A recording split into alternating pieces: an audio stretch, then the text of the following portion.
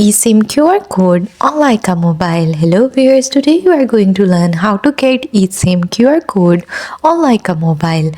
So let's get started. First purchase a plan, then visit the Lycamobile website, select an eSIM compatible prepaid plan and choose eSIM at checkout. After payment, check your email. You will receive a message containing your eSIM QR code and setup instructions.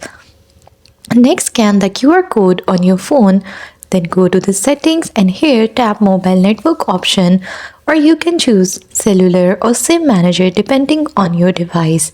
After that, select add eSIM, scan the QR code from your email, finally complete the activation.